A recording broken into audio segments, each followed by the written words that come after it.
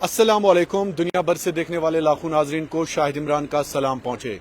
दोस्तों, इस वक्त हम मौजूद हैं दारुल हुकूमत श्रीनगर में और आपको बता दें कि अगर हम जम्मू कश्मीर बिलखुसूस वादी कश्मीर की बात करें तो आए रोज खासकर ख्वातीन की बात करें या जो नफ्सियाती लिहाज से हमारा जहन है उसमें कई एक मामलात कई एक मसाइल जो हैं उनसे दो चार है।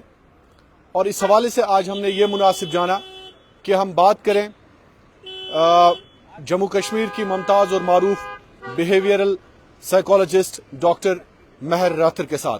हमारे साथ मौजूद है डॉक्टर महर राथर जी। बहुत बहुत शुक्रिया हमारे साथ बात करने के लिए। अस्सलाम वालेकुम शाहिद भाई, बहुत खुशी हुई आपसे जुड़ने के बाद और इतनी तारीफ की मैं मोहताज और इसके लायक तो नहीं हूँ, but thank you so much for this platform. शायद हम सब लोगों को आज की डेट में इस प्लेटफॉर्म की बहुत ज्यादा जरूरत है, तो मैं आपकी शुक्रगुजार हूं कि आप सोसाइटी के बहुत सारे इश्यूज जो हैं ऐसे ही सामने लाते हैं और आज आपने ये तकलीफ की कि मेरे पास आए।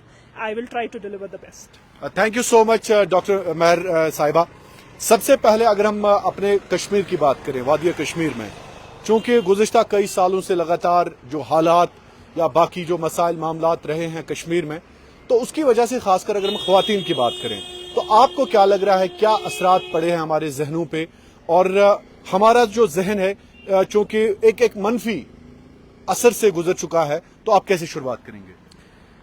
देखिए, कश्मीर ने काफी वक्त से खून नाहक देखा है। कश्मीर ने अपनी जो है कई सुनहरी सदियां हैं, मतलब जो सुनहरी डेकेड्स हैं, जो सुनहरी दहाइयां हैं, वो खून नाहक को दे दी हैं। रिसेंटली हमारे पास एक इंसिडेंट आया। हम हिंदुस्तान में रहते हैं, हम एक सेक्युलर मुल्क में रहते हैं और हम हर मजहब को और हर मजहब की जो रिवायतें हैं, तहजीब है, उसको रिस्पेक्ट करते हैं। मुझे कल एक रिपोर्ट आई, 2 दिन पहले एक रिपोर्ट आई, जबकि करवा चौथ का एक पंडित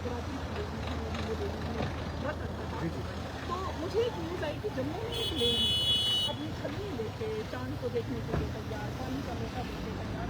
तो आप उनके हस्बैंड कश्मीर में वो अपने हस्बैंड का चेहरा देखेंगी और दिन भर कितना सारे फील पूरे घर वो छोड़ी और खुशी खुशी का अफसोस की बात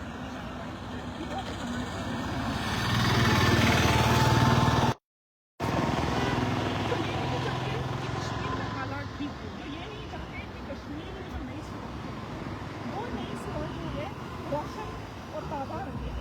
उन्होंने जो है उनके हस्बैंड को कंप्लेन दे दिया, कदम कर दिया,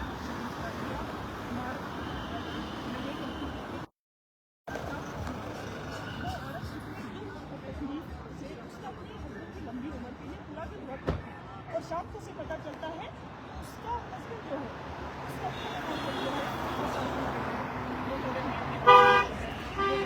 तो अफसोस की बात है, अफसोस का मुकाम है। इस तरह के हालात जो है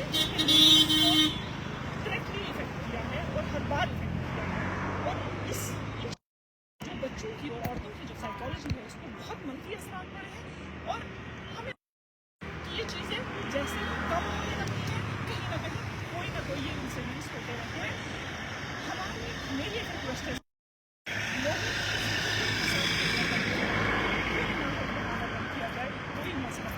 कोई भी चीज़, कोई बुरा ये नहीं कहता, किसी ऐसे तो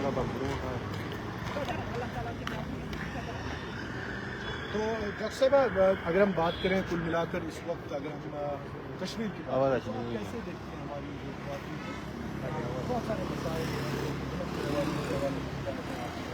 या बहुत सारी चीज़ें इससे हमारी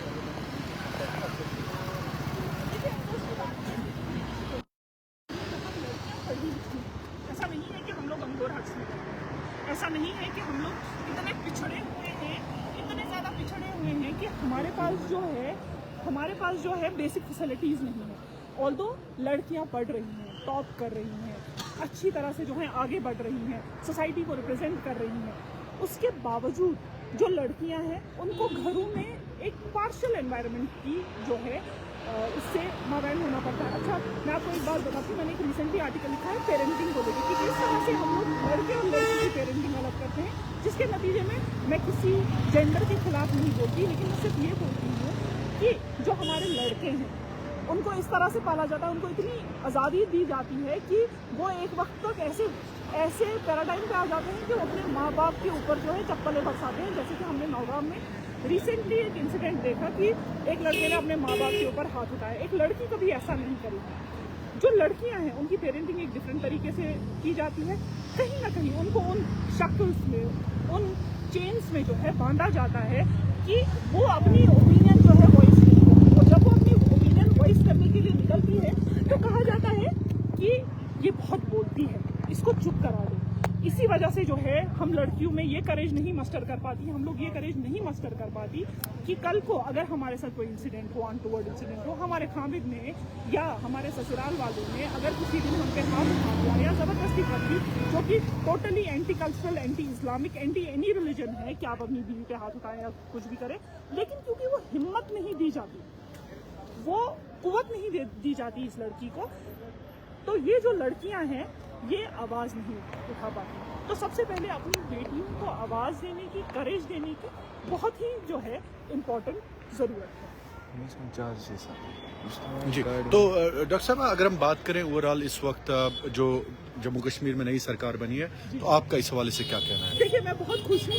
मैं I was a part of SVEEP, जो इनिशिएटिव था इलेक्शन कमीशन ऑफ इंडिया का।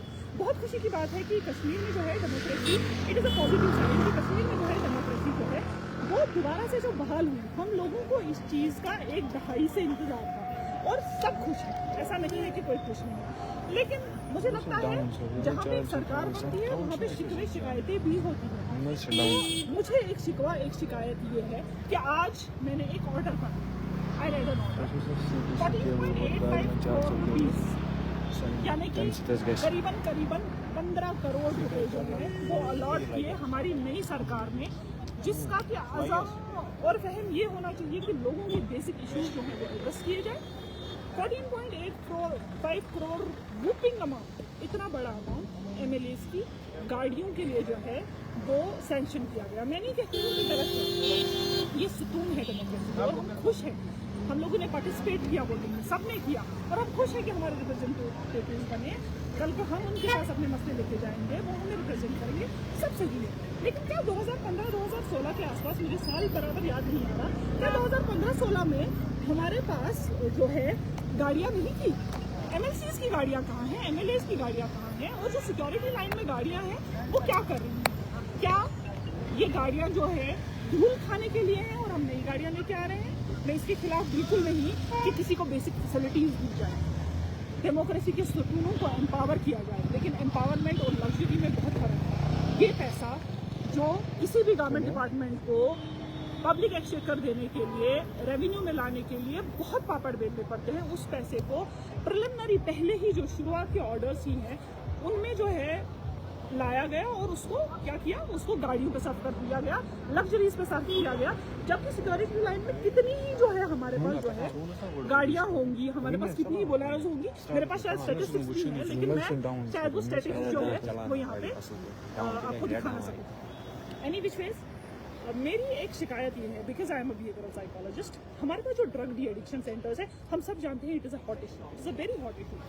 ड्रग डी एडिक्शन जो है इतना बड़ा इशू है कि हमारी बहुत सारी यूथ जो है जो इसमें इन्वॉल्व है। आप मुझे एक चीज़ बताएं, 14.85 करोड़ हम लोग इसे इस्तेमाल नहीं कर सकते थे? किस लिए? हमारा जो ऑलरेडी रिहैब है, ड्रग रिहैब सेंटर है, मैं खुद कभी कभी मुजफ्फर साहब को करती थी, दुनिया किसी को फोन करती थी कि फला बंदा है, इसको भी ड्रग रिहैब में रख दीजिए, क्योंकि आजकल जो है हार्ड ड्रग्स का बहुत चलन चला हुआ है, cocaine, heroin and what not, soft drugs नहीं है। इन चीज़ों को ट्रीट करने के लिए there is a systematic way to treat all of this. वो सिस्टमैटिक वे जो है उसके लिए स्पेशलाइज्ड हॉस्पिटल्स की ज़रूरत है, या हमारे जो ड्रग डी एडिक्शन सेंटर है वहाँ पे और स्पेशलाइजेशन की ज़रूरत है। मुझे खुदारा एक चीज़ बताए कि क्या ये बेसिक इशू नहीं होना चाहिए एड्रेस होने के लिए? क्या ये बात सबसे प्राइमरी मोटो नहीं होना चाहिए कि यूथ को बचाया जाए? वो यूथ जो कल को नए कश्मीर को और ताबाद करेगी, उनको ड्रग डी एडिक्शन सेंटर, बहुत सारे इश्यूज है जिसमें बजट अलॉट करने की जरूरत है।